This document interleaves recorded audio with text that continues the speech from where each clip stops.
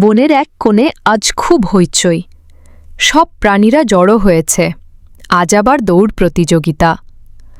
খরগোশ লাফাতে লাফাতে বলল, এইবারও আমি জিতব, কেউ আমার চেয়ে দ্রুত নয়। সবাই হেসে উঠল। কচ্ছপ ধীর পায়ে বলল, খরগোশ, গতি ভালো জিনিস, কিন্তু ধৈর্য বড় শক্তি। খরগোশ হাসল, ওহে কচ্ছপ, তুমি তো গাছে ওঠার আগেই আমি ফিনিশ লাইন পেরোব। দৌড় শুরু হলো। খরগোশ দৌড়ে চলে গেল সামনের দিকে। সবাই চিৎকার করছে, খরগোশ, খরগোশ! কচ্ছপ ধীরে ধীরে চলছে, মাটির দিকে তাকিয়ে ছোট পা এগিয়ে নিচ্ছে। খরগোশ ভাবল, এই কচ্ছপ তো অনেক পিছে, একটু ঘুমিয়ে নিই।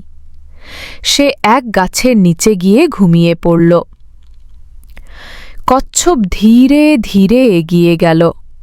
সূর্য পশ্চিমে ঢলছে। সব প্রাণীরা তাকিয়ে আছে। ওহ, কচ্ছপ প্রায় গন্তব্যে পৌঁছে গেছে।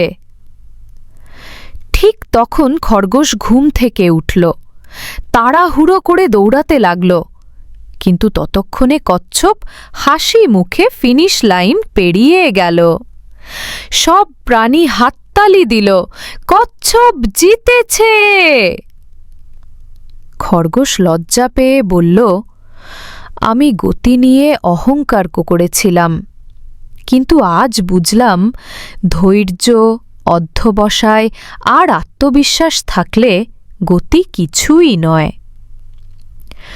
কচ্ছপ মুচকি হেসে বলল, খরগোশ, আজ আমরা দুজনই জিতেছি। তুমি শিক্ষা পেয়েছ, আমি বন্ধুত্ব।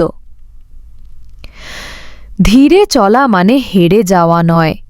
ধারাবাহিকতা, ধৈর্য আর মনোযোগ, এগুলোই সফলতার চাবিকাঠি।